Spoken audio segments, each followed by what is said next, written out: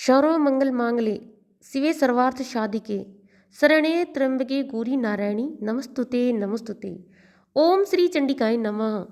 आप सभी को नवरात्रि के 7वें दिन की बहुत बहुत हार्दिक शुभकामनाएं। माँ दुर्गा भगवती सदा सर्वदा आप पर अपनी कृपा बनाए रखे। अब हम सुनते हैं माँ दुर्गा सप्तशती का 13वां अध्याय, सेनापतियों समेत महिषासुर का वध।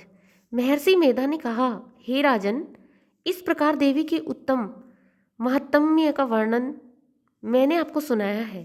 जगत को धारण करने वाली इस देवी का ऐसा ही प्रभाव है, वही आपको सुनाया है।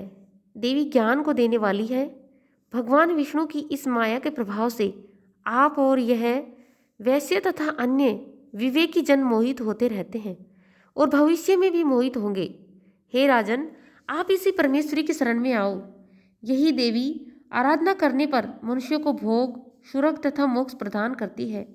मार्कंडेय जी ने कहा, महर्षि मेधा की यह बात सुनकर राजा सुरथ ने उन उग्र व्रत वाले ऋषि को प्रणाम किया। राज्य के छिन जाने के कारण जो उनके मन में अत्यंत गलानी हुई, उसे त्याग कर वह राजा वैश्य तपस्या के लिए वन को चला गया। नदी के तट पर आसन लगाकर भगवती के दर्शनों के लिए तपस्या करने लगा। दोनों ने नदी के तट पर देवी की मूर्ति बनाई। पुष्प, धूप, दीप तथा हवन द्वारा उसका पूजन करने लगे। पहले उन्होंने आहार को कम कर दिया, फिर बिल्कुल निराहार रहकर भगवती में मन लगाकर एकाग्रता पूर्वक उनकी आराधना करने लगे।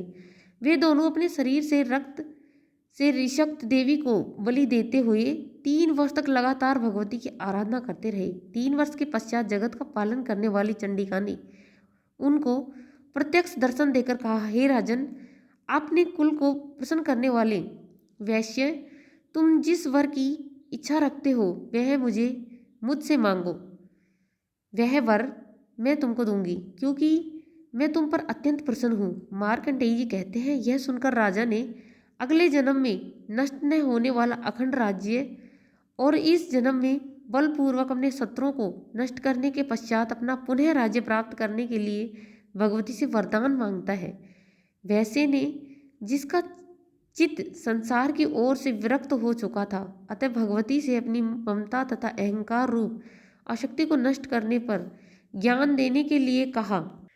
देवी ने कहा, हे राजन, तुम शीघ्र ही अपने शत्रुओं को मारकर पुनः अपना राज्य प्राप्त कर लोगे। तुम्हारा राज्य स्थिर रहने वाला होगा। फिर मृत्यु के पश्चात तुम सूर्य देव के अंश में जन्म लेकर श्रवणी मनु के नाम से इस पृथ्वी पर ख्याति हो प्राप्त होंगी। हे वैश्य, कुल में श्रेष्ठ, तुम जो वर मुझसे मांगा है वह वर देती हूँ। तुमको मोक्ष देने वाले ज्ञान की प्राप्ति होगी। मार्कंडेय जी कहते हैं, इस प्रकार उन दोनों को मनवांछित वर प्रदान कर तथा उनसे अपनी स्तुति सुनकर भगवती दुर्गा अंतर्ध्यान हो गई।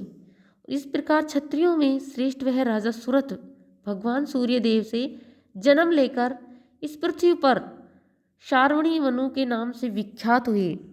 इसी प्रकार से माँ दुर्गा सप्तशती का 13वां अध्याय संपूर्ण हुआ। भक्तजनों, आप सभी से निवेदन है कि माता दुर्गा सप्तशती के सभी अध्याय, संपूर्ण अध्याय हमारे चैनल पर अपलोड है, तो नवरात्रों में ज़रूर सुनिएगा।